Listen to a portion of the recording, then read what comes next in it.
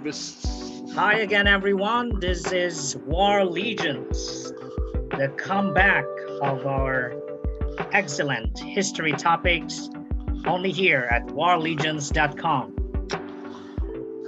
So let's recap a little bit. At first, we were talking about the growing influence of China over Taiwan, and that China may have the potential possibility to invade Taiwan in the future. And my last question was, is there a benefit of invading Taiwan? And majority of the people here agreed to that opinion. And Dark Adam mentioned that China, the reason why China has to occupy Taiwan is because of its massive industry, especially electronics industry, in the likes of Asus, Acer, those companies like TSMC or Foxconn. And Mavs, Dark Adam, mentioned also the ballpoint pen. He said that basically China had the difficulty of innovating that kind of minor technological innovation. But you have to remember, just to give a side note, the premier of China, Li Keqiang, I'm not sure if that's the correct pronunciation, but the premier of China, yes, made a very historic economic program known as China 2025. It is a promise that in the year 2025, all Chinese products or innovations would be as equal, equally as better as Japanese innovation or its main competitors, the United States. So they're basically saying that they are going to transform the image of made in China products and made it, at par with that of the United States. This is the same move that Japan did decades ago. Before, made in Japan was not that popular. People would shun made in Japan products. But now, Japanese products are considered as one of the best in the world. And China is trying to make an endeavor to attain that kind of reputation. So going back to Dark Adam, would you stand or would you still believe that China cannot innovate simply because it is bound to the constraints of its Communist Party? Well, yes, I stick to my opinion that China cannot still innovate because of their ideology, which is communism. The difference between Japan is that Japan don't have that twisted ideology, which is communism. The communist is more focused on making propaganda rather than making your life better. See everything about China, well, I mean, communists in general are all about propaganda. Mao Zedong, Stalin, Hitler, all of them are saying, hey, we will become a better nation, more powerful nation, we're gonna innovate, blah, blah, blah, but all of them are falling to the ground. The same also what's gonna happen to China. That is just propaganda. When they say China 2025, it's just propaganda. It's like North Korea, for example. North Korea always say, hey, we're a very powerful nation. Kim Jong-un is God. Their head are the same ideology, communism. So they cannot really innovate. It's just propaganda. Everything is propaganda. It requires free thinking in order to innovate. That is why the innovators are the West and countries who are adopting the Western mentality who can innovate. But communism, they can. What about what? What about those? In the early '90s, Deng Xiaoping, the president of China, tried to capitalize or open Chinese market, and that one? it's that's the reason why we now have very big Chinese companies like Alibaba or Tencent. Actually, if you read the history, the one who opened China are actually the West, because they see they see China as an opportunity to combat Russia. Because for the US, they see Russia as a bigger threat, but they see China also a threat. But there's an opportunity if they make China as an ally. Because they can simply they're near countries. China over here and then Russia at the top. So if they can make friends with China, so there is a strategistic military advantage for the US. But it seems That's the whole China. plan. But it seems China is controlling the United States by flooding very cheap goods to the United States. So now it seems China is Yes. economic. Yes, I understand that, but you must understand that there's a relationship in trade. The whole purpose of China is for manufacturing, but China cannot innovate, and they don't have farmland compared to America. America have everything. They have farmlands, and they have scientific and military, everything in America. What I mean about this one is that the way how they build China is that China is strictly for manufacturing, but it's not for making food. So if that makes sense, yeah. But just focusing on the electronics part of thing,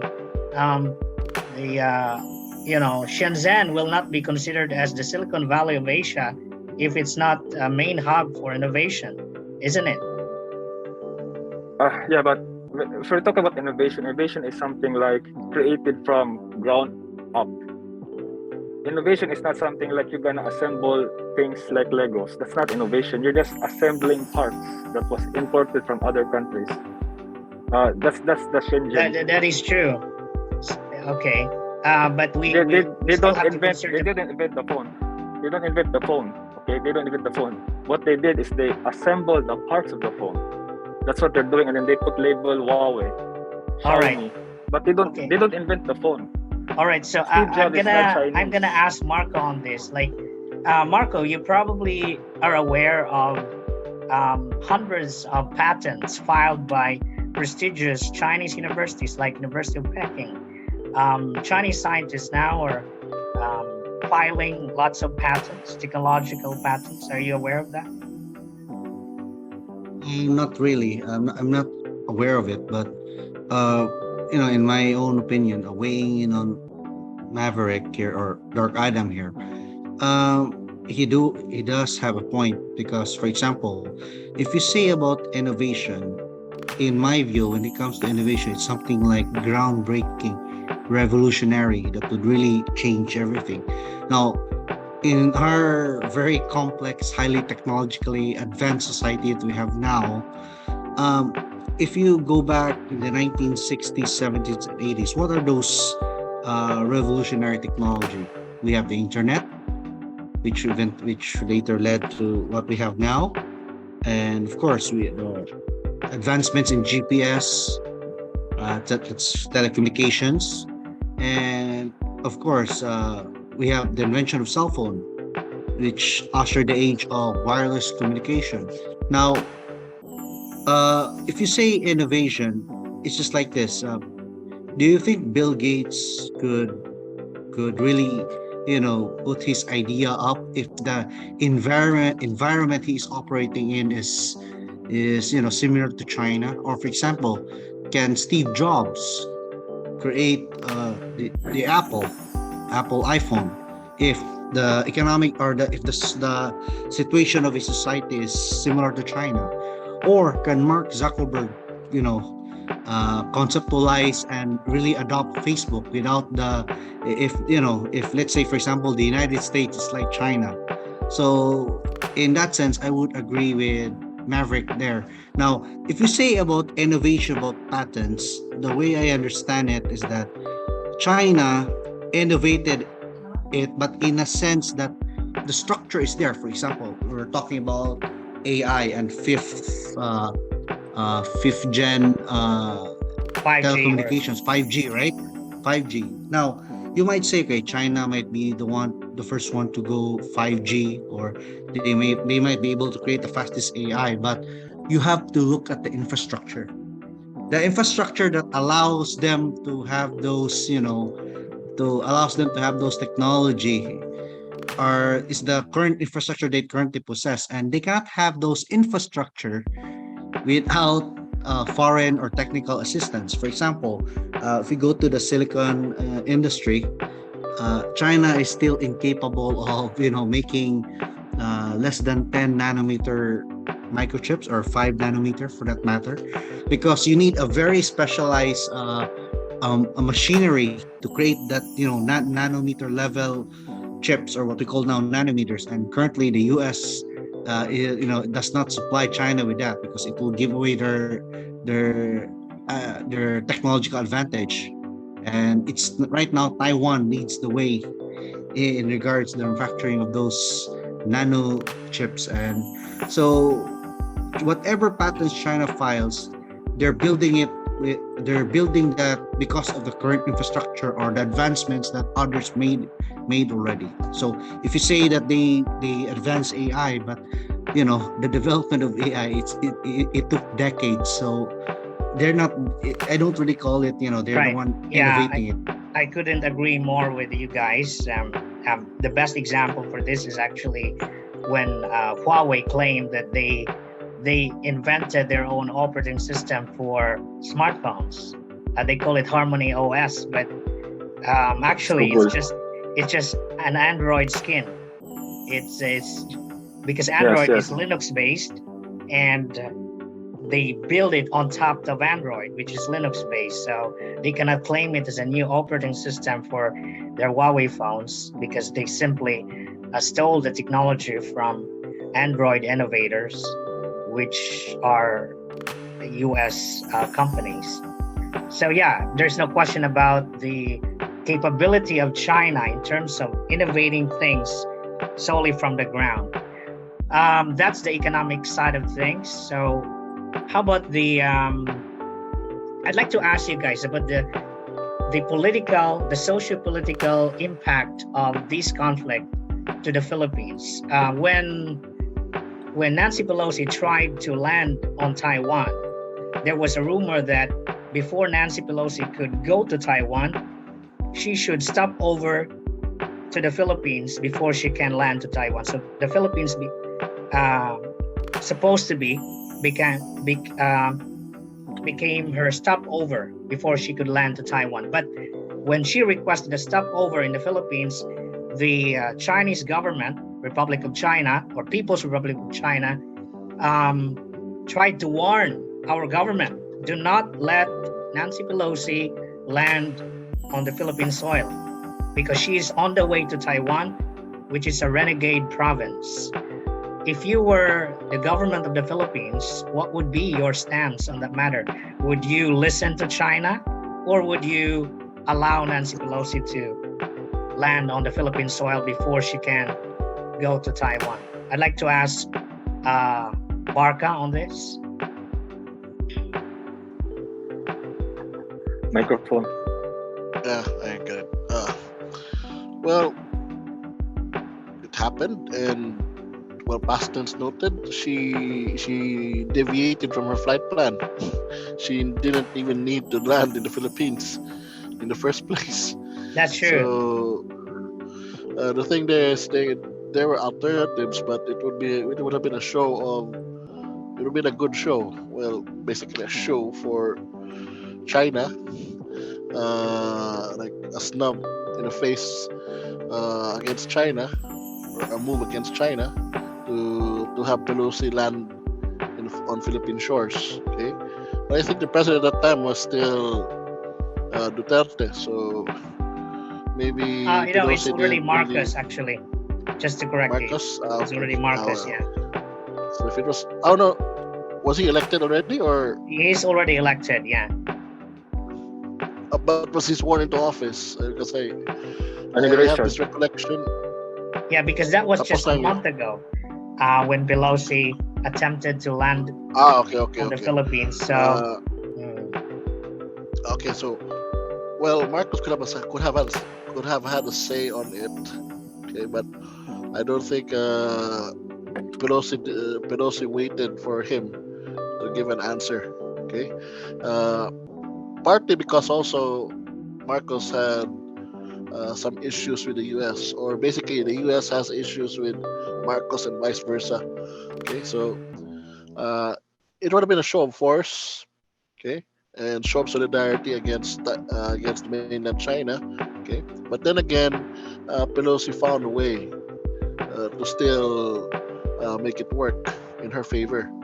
Okay, so again, it would have been a show of force, and I would also wonder how our citizens would have reacted here in the Philippines. Would they wave off uh, Nancy Pelosi's flight as it landed, or would they what's this? Would they rally? Would they? But strangely, I don't think there was one.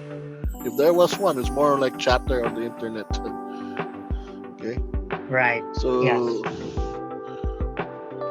yeah, basically that's it. That's how I see it, and uh, like in the end, Nancy Pelosi still won up mainland China and Right. aggravated, but still aggravated the situation. And uh, she has some balls actually.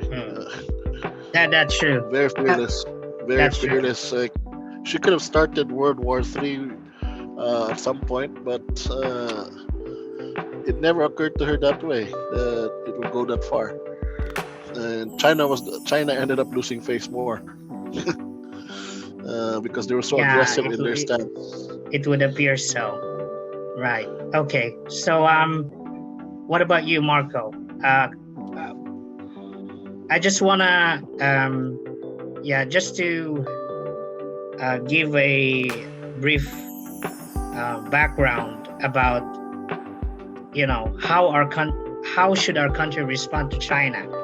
For instance, Indonesia has been bullied by China for decades now, but since Indonesia is more powerful than us in terms of the military, Indonesia can defend its territory, especially the area called the Natuna Islands. So every time the Chinese try to go far and enter the exclusive economic zone of Indonesia in the Natuna Islands, the Indonesian military could simply ward China off. But the Philippines may not be capable of doing so. So do you think, but Japan can. And in fact, Japan tried to made a protest against China when Russia and China made a military drill in the Sea of Japan and pointed their machine guns on the Sea of Japan. And they literally fired their machine guns in the Sea of Japan. So Tokyo responded by making a political protest. But do you think the Quad can deter Chinese aggression in South China Sea and along the Taiwan Strait? Just a clarification. Your statements are. Is this a series of questions? Like first is, are you asking me what should be the reaction of the Philippines in regards to the situation if ever Nancy Pelosi lands here in the Philippines? And second is, would the system of alliances such as Quad would be effective in countering China? That's true. Yes. I'd just like to clarify that point. Yeah. Okay, the first part is that, as you mentioned about Indonesia, honestly, it doesn't matter even if Indonesia is more powerful than the Philippines, but it's a matter of political will, in my own view. Sad to say, the Indonesian government have shown more political will compared to our own government. Honestly, then second With the is present that administration. You mean the present administration or the previous one? I will not comment. Whose administration, whether the current or the previous, because again, this is not the subject of topic here. But my point is that there's a lack of political will. Because if you say that Indonesia is stronger, I mean, Okay, you're right. You have a point there, but militarily speaking, they're still way behind compared to China. Even if you combine all the armed forces of Southeast Asia, you could never hope to match China, That's true. That's honestly. true. Yeah, so there's no, it's a matter of political will. Second, what would be the reaction of Nancy Pelosi, landing here in the Philippines, and will our government would allow it? Uh, let's go back to 2016. Honestly, the world has been quite different since then, and our country has seen some changes. It's like uh, our country has wants always to be on the safe side, so to speak, to the point that we just allowed to be our sovereignty to be violated and everything. So honestly, if Nancy Pelosi would land, and I don't think most of our citizens would even care. That's my own honest opinion on that one. But in terms of the government, I think they're playing a tightrope. For one, we're now too economically entwined with China. On the other hand, we need the guarantees of the U.S. security pact. So it's a tightrope. So yeah, it's gonna be difficult. That's And in true. That's fact, true. I'm not sure if in my own opinion, if there's, God forbid, if there's gonna be conflict, I'm sure our government would say no to any U.S. military, operations from the Philippines. And second, your second statement regards if AUKUS or the The Quad quad. would be effective in countering China. Well, militarily, in terms of military capabilities, yes, they are more than capable. The combined forces alone is more than enough. But it's a matter of political will. India has its conflict with Pakistan, and India has conflicts with China. So even if there's gonna be a war in South China Sea, I don't expect the Indians would actively intervene, because the Indians are playing a safe game. So if you're asking what alliance that would be, more appropriate, I think I would go for the AUKUS, the Australia, United Kingdom, the US alliance, then plus with Japan. I think that would be a more, that's a more, practical or more believable alliance if ever there's going to be conflict with in South China Sea. Well, I agree with you because, in fact, India joined the naval exercise of Russia and China. India is the one of the participants on that exercise, and India is also the main purchaser of Russian gas. So India is playing a safe game. Yeah, to be more precise on that. And well, for Dark Adam, uh, care to weigh in? Yes. About I forgot something to say.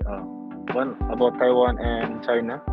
Like why is it that the mainland China see Taiwan as a threat? One of the reasons I didn't mention is that when it comes to ideology, Taiwan is basically the China that if ever China, the mainland, is not a communist country, it's gonna become like Taiwan, the high-tech, innovative island supposed to be. But so it creates that negative comparison for China that Taiwan is also China, but they're better without communism. They don't like that. They don't like that idea. It's kind of like North Korea and South Korea. North Korea, it's basically Korea with communism, and then South Korea is Korea without communism, and they live much more better life and much more high tech. So that's one of the reasons why they don't the mainland China, they don't like Taiwan, because it creates a bad rep. Like, what if China is not a communist country? What if there is no Mao Zedong? What will happen to China? It will become like Taiwan. They don't like that comparison. Yeah. And then Okay, go ahead. yeah, and then continue. Which one should I answer first? Because there's too many questions about Yeah, the. that's a series of questions. Yeah, I just want you to comment about just one question I like you to comment about, because I think Marco already answered the the case about the Quad, but Mm. the part in which should the Philippines allow Nancy Pelosi land on Philippine soil, even if China warned the Philippines not to do so or not to allow such landing? And what would be the Uh, impact of our relationship with China if we allowed that to happen? Actually, number one, I think as what Marco have said, the Philippines will not care at all because the reason why, because we got a new president and the majority of the Filipinos are focused to that president. There's that hype. Yeah, and then the conflict of Taiwan and China, it's not really something new. It's not something that Filipinos are wants to focus on. It's not really new. Like so far as I know, people don't really care really. They don't, because the China Taiwan conflict it's not new. It's just like a bad tweet. But do you It's think people repetitive. will? Yeah. But do you think What people do you will mean? start caring? Because just a couple of days ago, if I'm not mistaken, 2 days ago, Taiwan revoked the non-visa policy for Filipinos. So many years, for years, we can go to Taiwan without having a visa. But a month after we basically refuse or not encourage Pelosi to land on our soil, I'm not sure if it's a coincidence, but Taiwan basically ended a non-free visa policy towards Filipinos to go to Taiwan. So it's now very difficult for aspiring OFWs to go to Taiwan because we have to secure a visa to go there. Yeah, I understand that, but for regular Filipinos, it doesn't really matter. They were gonna say, okay, we cannot go to Taiwan. Let's go to Korea. Let's go to UAE. Philippines is not America, because in America, if there's like a very small problem, they'll just cry. But here in the Philippines, we just figure out a way where to go. Like for example, Taiwan ban the visa, right? For workers, whatever. Okay, fine. Then the Filipinos were gonna say, okay, we're gonna go to Korea or we go to the Middle East. Yeah, that's it. We don't really cry about it. Like, ooh, we cannot go to Taiwan. Ooh. We're not like Americans. Yeah, Americans they cry almost everything. They complain a lot for that small problems. So it's not really a big deal. But one of the reasons why the Philippines chose the mainland China, because as what Marco have said, China is much more powerful. So it's logically speaking to pick the mainland China and not really Taiwan, because Philippines don't want to rock the boat, because we have too many problems here and then we don't need to add more problems. So yeah, so Yeah, they have to that's make that choice. Okay. Yeah. What do you say, Marco? I would like to reinforce what Mav said. Yeah, honestly, Filipinos don't really care much about international geopolitics, honestly, because our country is so riddled with so many internal problems. We just got out of COVID, taxes, inflation, and everything. People are more focused on their standards of living, basically, compared to other countries. So I think Filipinos would rather, in my own view, would sacrifice a bit of their freedom or speech for economic security. That's how I see it. So honestly, if China invades Taiwan, even, oh, of course we would say, oh, China invaded this, like that. But the general perspective of Philippines would be, okay, China occupied Taiwan, then okay, life goes on as long it doesn't affect us. We're okay. Yeah, like what I mean, happened that's to Ukraine. Like yeah, they yeah, attack. Yeah, people reacted in Facebook, but not in real life. Yeah, yeah. that's I how mean, it and is. Yeah.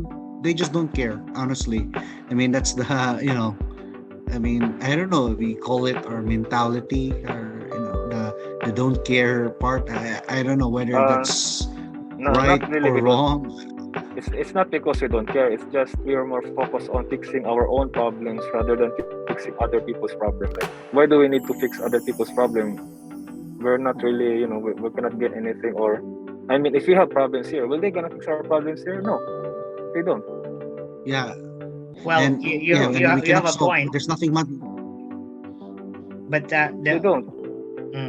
See considering the that. fact that the world is so interconnected right now, and Taiwan is just our northern neighbor, do you think Filipinos would still turn a blind eye? It's not really a blind eye, but here's the thing. I think Filipinos today are becoming more familiar about China. That China is all about propaganda. They're not really like, it's kind of like North Korea. North Korea always gonna say, "Oh, we're gonna destroy the world," blah blah blah. China is slowly becoming like that, and then the Filipinos, our government, are also realizing that China is becoming like North Korea. That is why Nancy Pelosi she landed at Taiwan, and then China did nothing because China promised if Pelosi landed in Taiwan, they were gonna attack Taiwan like with missiles in Taiwan, but they did nothing. And then China explains that, hey, we don't attack the Taiwan because Xi Jinping, our great leader, is very patient. He's very peaceful man. So it's all about propaganda. China is becoming like North Korea. That is what's happening now. Well, yeah. I could attest to that because I saw the news right after Pelosi landed on Taiwan.